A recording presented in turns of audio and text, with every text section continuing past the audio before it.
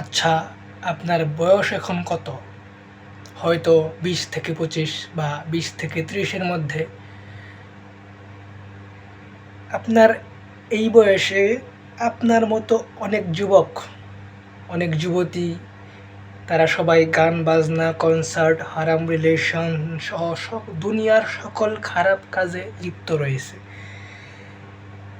কিন্তু আপনি এগুলো থেকে নিজেকে যথাসম্ভব বিরত রাখার চেষ্টা করছেন। কেন করছেন?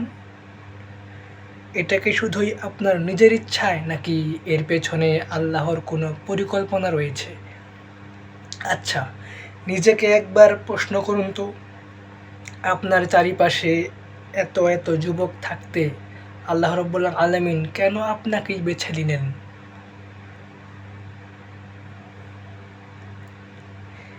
কেনই বা আর ১০টা ছেলের মতো আপনিও অশ্লীলতা, খারাপ কাজ এগুলোর মধ্যে নিজেকে গা ভাসিয়ে দিতে পারলেন না? অথচ আপনার কাছে কিন্তু এই সবগুলোরই সুযোগ ছিল। অর্থাৎ আল্লাহ খুব করে চাচ্ছেন যে আপনি দ্বীনের জন্য কিছু করুন।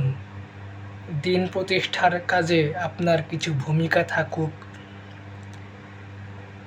নিজেকে একটু সময় দিন এবং চেষ্টা করুন আল্লাহকে ঘিরে আপনার পরিকল্পনা সাজাতে।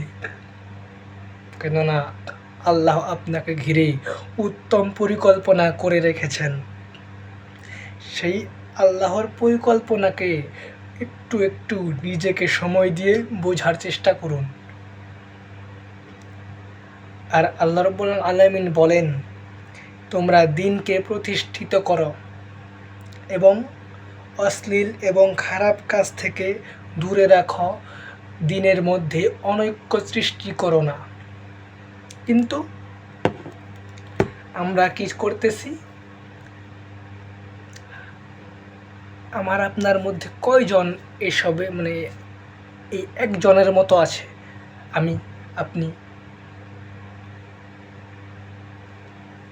তাহলে দ্বীন প্রতিষ্ঠা করবে কে? দ্বীনের প্রতিষ্ঠার কাজে কে ভূমিকা রাখবে? দ্বীনকে তো টিকিয়ে রাখতে হবে। আমাদেরকে দ্বীন প্রতিষ্ঠার কাজে আমাদেরকে ভূমিকা রাখতে হবে। আল্লাহ রাব্বুল আলামিন আমাদের জন্য উত্তম পরিকল্পনা করে রেখেছেন।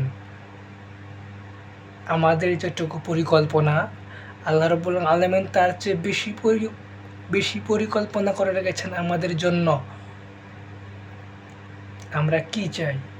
আমাদের তার থেকে বেশি দেওয়ার জন্য আল্লাহ রাব্বুল আলামিন রেখে দিয়েছেন। আপনি আল্লাহর দেখানো পথে চলুন, আল্লাহর পরিকল্পনা অনুযায়ী চলুন। আল্লাহ আপনাকে জান্নাত দিবেন। সেই জান্নাতে কি রয়েছে?